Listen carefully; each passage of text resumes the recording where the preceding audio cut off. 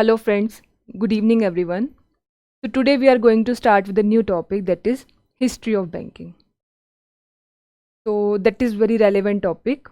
क्या क्या कवर करेंगे इस वीडियो में हम बैंक और बैंकिंग के बारे में पढ़ेंगे कि बैंक और बैंकिंग क्या है, the 3 phases of banking, 3 phase कौन कौन से हैं उसके बारे में बात करेंगे, और करंट सिनेरियो एट प्रेजेंट क्या चल रहा है बैंकिंग में उसके बारे में बात करेंगे. तो लेट्स स्टार्ट. देखो पहले हम बात करते हैं बैंक. There are 2 terms. अभी मैंने बोला एक बैंक है एक बैंकिंग है. अब पहले हम बात करते हैं बैंक क्या होता है. देखो अब bank is a financial institution that accept deposit from the public by offering an interest and lends money to public by charging an interest. Bank क्या है? बैंक एक फाइनेंशियल इंस्टीट्यूशन है जो कि क्या करता है, एक तो जो लोग हैं जनरल पब्लिक हैं उससे डिपॉजिट एक्सेप्ट करता है, उसके बदले उनको कुछ ना कुछ इंटरेस्ट देता है, और साथ ही साथ क्या करता है, लोन देने का काम करता है और कुछ ना कुछ इंटरेस्ट चार्ज करता है. तो हमने बात की कि एक वैसा एक वो इंस्टीट्यूट जो कि क्या करता है, ये 2 काम करता है मेन. एक क्या करता है, that accept deposit from the public, and second lends money to the public. एक तो क्या करता है, एक्सेप्ट करता है और साथ साथ क्या करता है, लेंड करता है. तो उसको हम बैंक बोलते हैं. ठीक है. उसके बाद नेक्स्ट आता है हमारे पास कि अब कोई भी इंस्टीट्यूट है वो बैंक बना कैसे, उसको लाइसेंस दिया जाता है ये काम करने का. और वो लाइसेंस देता कौन है? Banking regulation act 1949.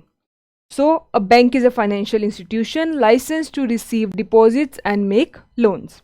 और वो लाइसेंस किसके अंडर दिया जाता है? बैंकिंग रेगुलेशन एक्ट 1949 के अंडर. तो इसको हम बोलते हैं बैंक. उसके बाद नेक्स्ट आता है हमारे पास बैंकिंग. ठीक है, 2 टर्म्स है बैंक और बैंकिंग. बैंक क्या हुआ? वो इंस्टीट्यूट जो ये 2 काम करता है, एक्सेप्ट करता है डिपॉजिट और लोन देता है. अब बैंकिंग क्या होगा? बैंकिंग इस पूरे प्रोसेस को बोलते हैं. 2 काम बोले मैंने, एक तो accept deposit and lends money. 2 काम है. इन दोनों के प्रोसेस को हम क्या बोलते हैं? बैंकिंग बोलते हैं. और जहां पे ये हो रहा है इंस्टीट्यूट, उसको हम बोलते हैं बैंक. तो देखो इसकी डेफिनेशन के बारे में बात करेंगे. Banking is defined as the business activity of accepting and safeguarding money owned by other individuals and entities. कि उसको एक्सेप्ट करना और साथ साथ ओन करना किससे? इंडिविजुअल्स और एंटिटीज से. And then lending out this money in order to conduct economic activities such as making profit or simply covering operating expenses. ठीक है. So this is the definition of banking. ठीक है. Next, अब अभी हमने बात की जर्नल की बैंक क्या है, बैंकिंग क्या है. अब ये बात करते हैं हम एक्ट के अकॉर्डिंग, क्योंकि जो एक्ट है उसी के अकॉर्डिंग बैंकिंग की हमारे पास डेफिनेशन आती है, क्योंकि यूज़फुल रहेगी कहीं जगहों पर. तो उसके बारे में भी हम बात कर लेते हैं. तो this is the definition according to regulation act, जिसको मैंने 4 हिस्सों में बांटा है. अभी हमने 2 चीज़ों की बात की ना, अब इसको मैंने 4 हिस्सों में बांटा है. पहले इस डेफिनेशन को पढ़ते हैं क्या है. अकॉर्डिंग टू द एक्ट, कौन सा? Banking regulation act. Banking means the accepting, this is the first thing, for the purpose of lending. दूसरा क्या हो रहा है, हम कुछ लेंड कर रहे हैं, इन्वेस्टमेंट कर रहे हैं, of deposit of money from the public, right, repayable on demand or otherwise. repayable किस पे? कई बार मांगने पे, जैसे कि सेविंग अकाउंट्स है, बोलते हैं हम सब पैसे जमा कराते हैं। And withdrawal by cheque, draft और अदरवाइज। और अगर हमें विड्रॉ भी करना है तो भी हम क्या यूज़ कर सकते हैं, चेक यूज़ कर सकते हैं या फिर कोई ड्राफ्ट यूज़ कर सकते हैं, तो उसको हम बैंकिंग बोलते हैं। ठीक है, यही चीज़ है। एक्सेप्ट कर रहे हैं deposit from the public, provide loans to the public, deposit is payable on demand and time, right. And deposit can be withdrawn कहाँ से, चेक से, ऑर्डर से, ड्राफ्ट से, and there are other means of payment also. तो इसको हम बोलते हैं बैंकिंग। होप ये क्लियर हुआ होगा, बैंक क्या होता है, बैंकिंग क्या होता है, इसके बारे में हमने बात की। एक बार फिर से बता देती हूँ कि बैंक क्या होता है, बैंकिंग क्या होता है। बैंक क्या है, is a financial institution that accept deposit from the general public by offering an interest and lends money to the public by charging an interest. ठीक है, and banking, the process of accepting deposits and giving loans to the public is known as banking. तो ये हुआ bank और banking, right. अब next हम चलते हैं हमारे सेकंड, हम जो बात करेंगे फेजेस की, हिस्ट्री ऑफ बैंकिंग, राइट। तो हिस्ट्री ऑफ बैंकिंग में जब हम बात करते हैं तो कि बैंक की शुरुआत कैसे हुई, है ना, उसको एक तरह से 3 फेजेस में बांटा गया। इंडिया की बात कर रहे हैं हम लोग। तो फर्स्ट फेज क्या था, pre independence phase, that is from 1770 to 1947। Second phase क्या था, पोस्ट इंडिपेंडेंस फेज, जो कि क्या था 1948 से 91 तक।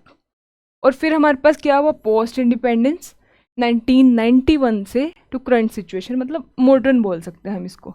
मॉडर्न काइंड ऑफ इसलिए क्योंकि 1991 में काफ़ी क्रिटिकल स्टेज थी और चेंजेस हुए थे। तो एक फेज़ अलग से और भी है जो कि पूरा एक नई तरह से बैंकिंग आ गई है। तो अभी हम बात करेंगे सबसे पहले किसकी, हम बात करेंगे pre independence phase, that is from 1770 to 1947। तो आइए देखते हैं।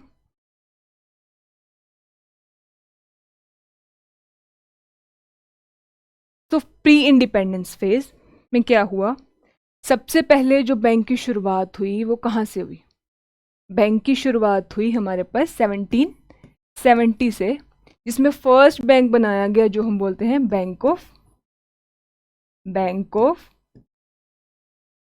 हिंदुस्तान, बैंक ऑफ हिंदुस्तान, जो कि ब्रिटिशर्स ने नहीं बनाया था। किसने बनाया था, ग्रेट अलेक्जेंडर कंपनी, जो कि एक पोर्टुगीज कंपनी थी, जो कि एक पोर्टुगीज कंपनी थी। ठीक है, तो ये बैंक जो बना था that was established in 1717 Calcutta. कहाँ पे बनाया गया, कैलकटा में बनाया गया। ठीक है, तो ये यहाँ से हमारे बैंक की शुरुआत हुई थी। फिर उसके बाद टाइम आता है हमारे पास 1786 का, 1786 का। अब इस टाइम पे क्या हुआ था, फिर से एक और बैंक बना था जिसको हम बोलते हैं, क्या बोलते हैं, journal bank of India, journal bank of India, that was also made by the Portuguese, not by Britishers। तो ये हमारे पास बैंक बने, राइट। उसके बाद क्या हुआ, अब हमारे पास आई 19वीं सदी की बात, जो कि क्या है 1800 की बात आई हमारे पास, 1800 की बात आई। तो इसमें सबसे पहले हमारे पास क्या हुआ, 1806 में 1806 में कौन सा बैंक बनाया गया? Bank of Kolkata. Bank of Kolkata. Kolkata में बनाया गया पहला बैंक 1800 में, जो 1806 पे। कौन सा? Bank of Calcutta. अब इसका ओनर कौन था? इसका ओनर था हमारी ईस्ट इंडिया कंपनी। अब यहाँ से शुरुआत हुई कि ब्रिटिशर्स ने बैंकिंग इंडस्ट्री पे ध्यान देना शुरू कर दिया। तो उन्होंने क्या किया, क्योंकि इंडिया की राजधानी थी कलकत्ता, सी ट्रेड भी था वहाँ पे, सी एरिया के पास था, काफ़ी फैसिलिटीज़ थी, तो इसलिए उन्होंने उस जगह पे बैंक बनाया। The owner was east India company.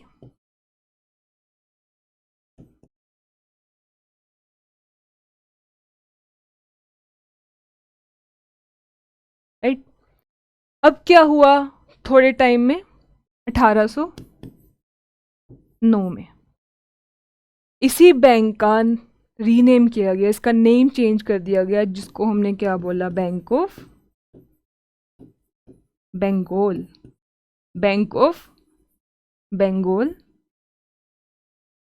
इसको रीनेम कर दिया गया। और इस बैंक को हम प्रेसिडेंसी बैंक भी बोलते हैं। क्या बोलते हैं? Presidency bank. इस बैंक को हम क्या बोलते हैं? प्रेसिडेंसी बैंक बोलते हैं। ठीक है, तो ये दो बैंक बने। उसके बाद क्या हुआ 19वीं सदी में ही, साथ साथ हमारे पास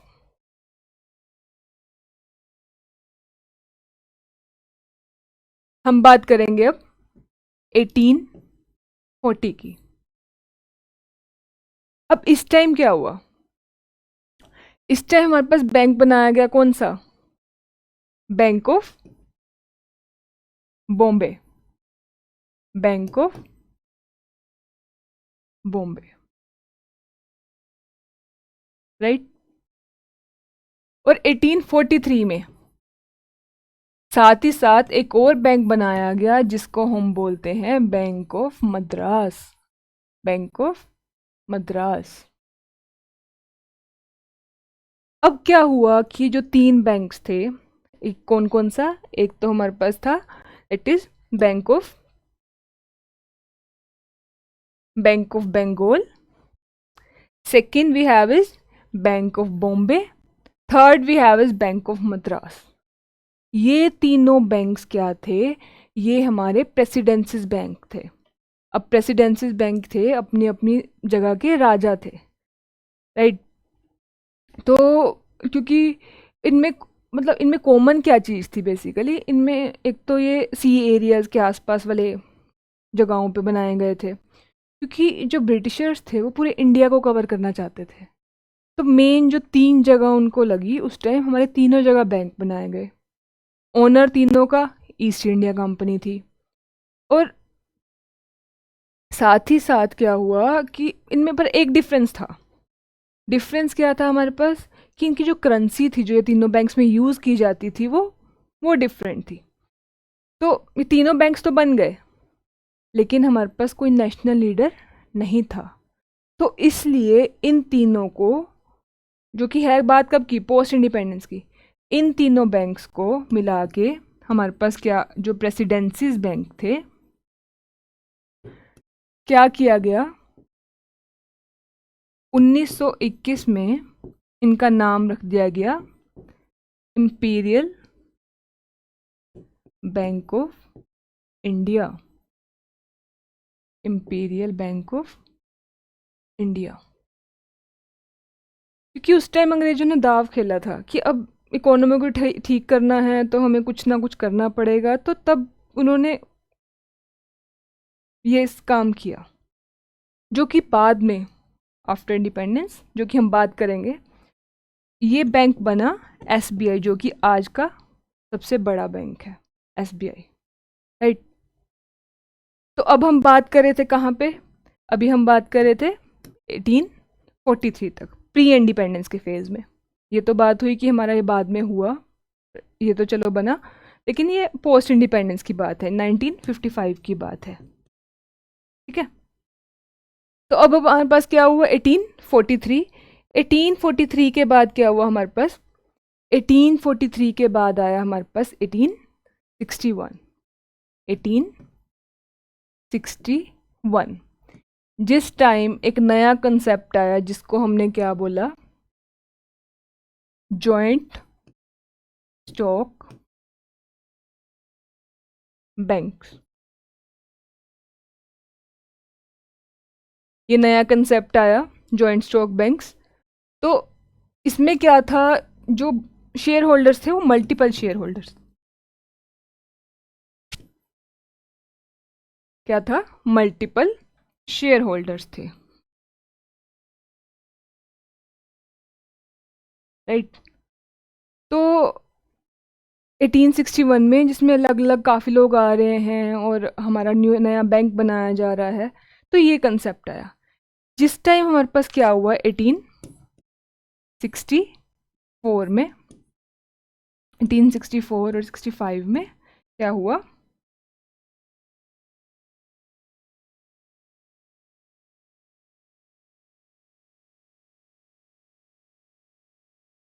एक नया बैंक बनाया गया जिसको हम बोलते हैं अलाहाबाद बैंक।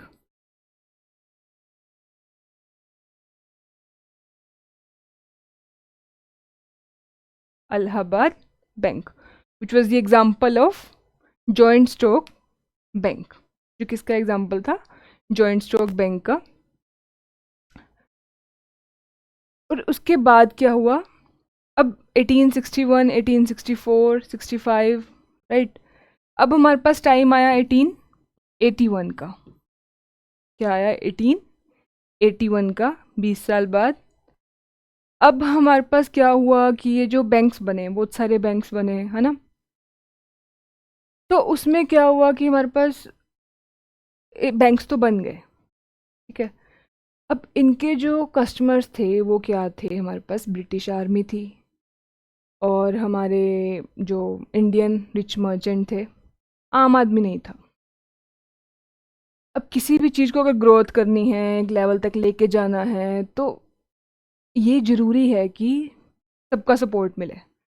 तभी क्या होगा, तभी हमारे पास जो है कोई भी चीज़ फ्लरिश कर पाएगी, अच्छे तक जा पाएगी, अगर हम बैंक्स की भी बात कर रहे हैं तो इसलिए 1881 में क्या हुआ, अब हमें ज़रूरत थी कि ऐसे बैंक की जो कि आम आदमी को भी जो है फाइनेंशियल सर्विसेज अवेल करने का मौका दे। तो इसलिए 1881 में हमारे पास क्या हुआ, 1881 में हमारे पास कमर्शियल बैंक बनाया गया,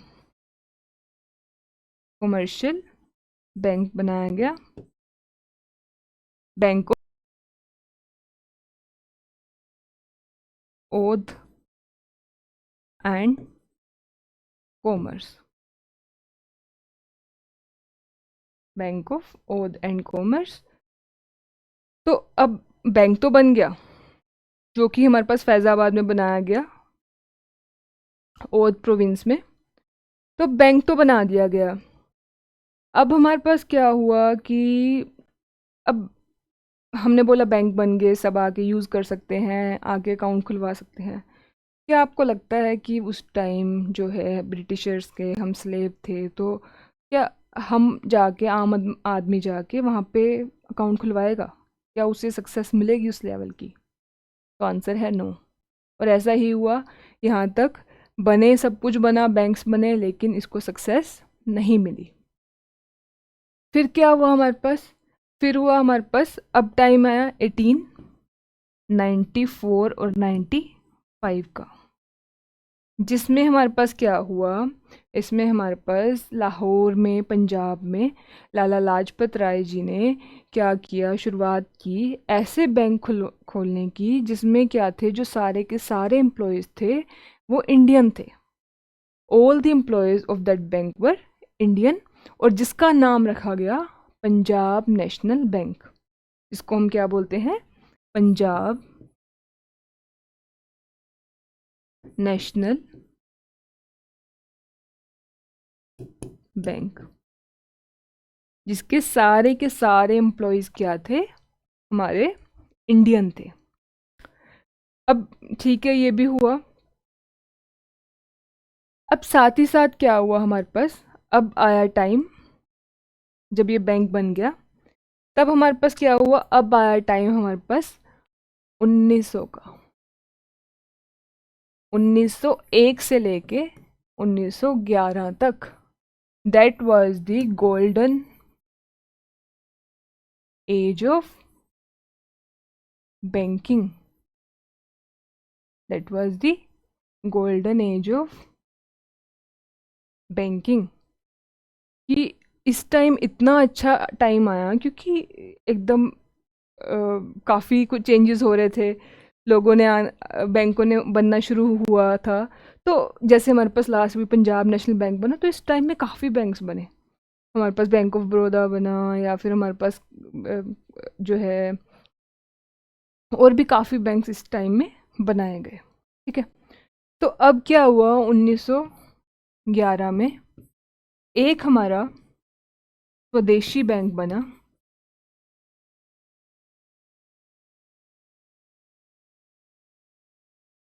फर्स्ट स्वदेशी बैंक। कौन सा? Central bank of India. कौन सा? Central bank of India. ये बैंक बना। अब ये फर्स्ट स्वदेशी बैंक था। ठीक है, अब इस बैंक में और हमारे पंजाब नेशनल बैंक में क्या डिफरेंस था? उन दोनों में ये डिफरेंस था कि जो पंजाब नेशनल बैंक था उसमें सिर्फ एम्प्लॉयज़ हमारे थे इंडियन, लेकिन इसमें क्या था कि हमारे जो हैं ओनर्स और एम्प्लॉयज़ टोटली सारा कुछ इंडियन का, सारा कुछ इंडियन था। तो अब ये हमारे पास बन गया 1911 में फर्स्ट स्वदेशी bank, that is the central bank of India. उसके बाद नेक्स्ट क्या हुआ? नेक्स्ट अब इस टाइम सब कुछ चेंज हो गया था, है ना, अच्छा दौर आ गया। लेकिन ज़रूरी नहीं है, जिस तरह लाइफ में अप्स एंड डाउन्स आते हैं उसी तरह हमारे इसी तरह बैंकिंग में भी अब आया डाउनफॉल, जो कि हुआ हमारे पास 1913 से लेके 1919 तक। That was the dark age. Dark age. Reason was the first world war. First world war वो टाइम शुरू हो चुका था, अंग्रेज़ों का ध्यान यहाँ से हमारे बैंकिंग सिस्टम से हट चुका था, ध्यान नहीं दे पा रहे थे, तो इसलिए क्या हुआ, हमारे पास सारे के सारे बैंक्स जो हैं उनका जो है डाउनफॉल हो गया, और मोर देन 665 बैंक्स जो है बैंकरप्ट हो गए। ठीक है, तो 665 बैंक्स जो हैं वो बैंकरप्ट हो गए। ठीक है, तो बहुत मुश्किल रहा। फिर आया बात हमारे पास, ये सॉरी 91 लिख दिया मैंने, दैट इज़ 19, राइट, 1919। ठीक है, तो अब यहाँ तक तो हुआ। अब क्या हुआ?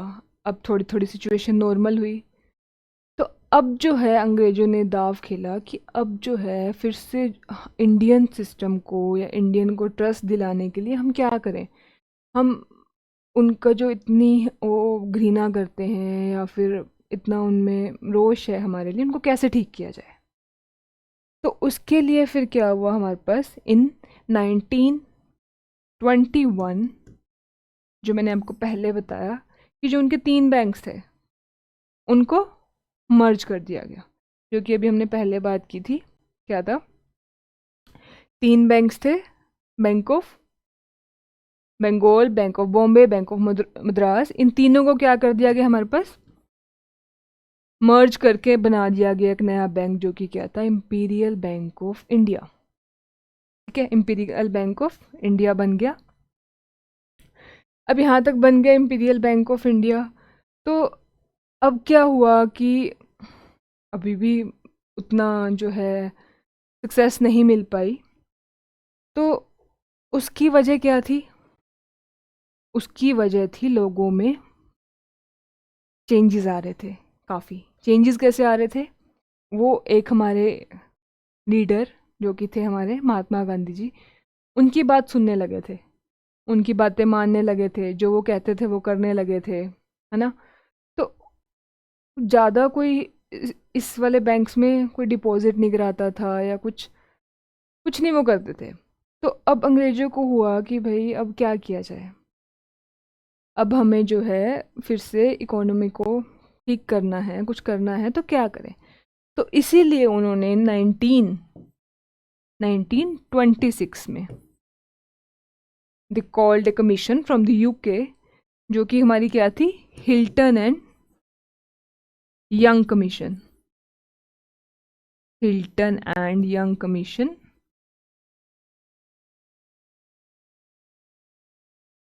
तो इन दो लीडर्स थे ये दो, तो इनको बुलाया गया कि ऐसा कुछ बैंक बनाया जाए या ऐसा कुछ किया जाए जिससे जो है हमारी फिर से इंडिया में पकड़ आ जाए। तो अब इन्होंने क्या किया, ये आए तो बाहर से थे तो इनको ज़्यादा नॉलेज तो थी नहीं कि क्या करना है, किस तरह से करना है। तो उन्होंने उस टाइम के बड़े फेमस न्यूज़पेपर में डाला था, हमारी जो न्यूज़पेपर थी वो बंगाल गैजेट, उन्होंने ऐड डाली कि अगर कोई इंडियन हमारे बैंकिंग सिस्टम को इम्प्रूव करना चाहता है ना, अगर हमारा कोई इंडियन कोई भी पर्सन अगर इम्प्रूव करना चाहता है, उसको रिकन्स्ट्रक्ट करना चाहता है, तो वो क्या करे, वो अपना आके सुझाव दे सकता है हमें। तो ये ऐड डल गई, तो विद इन अ वीक उनके पास लेटर भी आ गया। तो उसमें क्या था, उसमें ये था कि अगर मान लो इंडियन इकोनॉमी को ठीक करना है तो हमें एक ऐसा बैंक खोलना होगा जो सारे बैंक्स को कंट्रोल करे। तो उनको लगा ये है तो ठीक, बात सही है, लेकिन वो बात सिर्फ इस पे दुखी हुए कि जो ये सजेशन था वो हमारे किसी ब्रिटिशर ने नहीं दिया था, ये दिया था हमारे एक पढ़े लिखे इंडियन ने जिनको हम बोलते हैं भीमराव अंबेडकर जी। तो उन्होंने एक बुक भी लिखी थी, रूपी। तो उन्होंने इंडियन इकोनॉमी के बारे में काफ़ी कुछ लिखा था। तो उनकी सारी एक तरह से जो उन्होंने बताया था उसके बेस पे जो है काम हुआ। तो इसलिए इन्होंने बेचारे परेशान भी हुए, लेकिन फिर भी लास्ट में जो उनका सोल्यूशन निकला वो यही निकला कि on the basis of the recommendation of Hilton and young commission हमने एक बैंक बनाया इन 1935 में। एक एक्ट पास हुआ 1934 में, आरबीआई एक्ट। कौन सा? RBI act. और 1935 में बैंक बनाया, reserve bank of India, on 1 अप्रैल को रिजर्व बैंक ऑफ इंडिया बनाया गया, रिजर्व बैंक ऑफ इंडिया बनाया गया। ठीक है, अब क्या हुआ, हमारे पास 1934 में आरबीआई बन चुका था, जो कि क्या था, रेगुलेट करेगा हमारे सारे बैंक्स को, और सारे बैंक्स को जैसे वो रेगुलेट करेगा, और साथ साथ उसने इंडियन इकोनॉमी के साथ साथ उसने काफ़ी बाहर की, म्यांमार, पाकिस्तान, काफ़ी इकोनॉमीज़ को जो है हेल्प की। और जब ये बनाया गया तो इसकी जो कैपिटल थी दैट वाज 5 करोड़। तो अब 1934 तक, 1935 में जो है हमारा 1 अप्रैल को बैंक बना दिया गया। ठीक है, तो यहाँ तक हुआ हमारे पास कि अब बैंक बन गया, और यहाँ हमारा होता है फर्स्ट फेज़ की एंडिंग। आरबीआई बन गया, बैंक अच्छे चल रहे हैं, रेगुलेट हो पा रहे हैं। तो यहाँ तक हम एंड करते हैं किसकी, फेज़ फर्स्ट फेज़ की। ठीक है, नेक्स्ट हम बात करेंगे जो है किसकी, सेकेंड फेज़ की। अच्छा, इसके बारे में पढ़ लेते हैं, एस्टेब्लिशमेंट ऑफ आरबीआई। तो ये हमारे पास क्या हुआ, 1935 में reserve bank of India was formed based on the recommendation of Hilton young commission. It was establish in 1 April, and उसका जो हेड ऑफिस है वो कहाँ है, मुंबई में है। Sir Osborne Smith was the first RBI governor, and CD. Deshmukh was the first Indian RBI governor. ठीक है, और एट प्रेजेंट कौन है, शांति कांता दास जो है वो एट प्रेजेंट है। ठीक है, तो यहाँ तक हम एंड करेंगे फेज़ फर्स्ट की, end of the phase first. ठीक है, अब नेक्स्ट क्लास में हम फिर बात करेंगे किसकी, सेकेंड फेज़ की, पोस्ट इंडिपेंडेंस फेज़ की। अब भारत आज़ाद हो जाएगा उसके बाद की बात करेंगे। ठीक है, तो thank you everyone, stay tune for the next video. Thank you.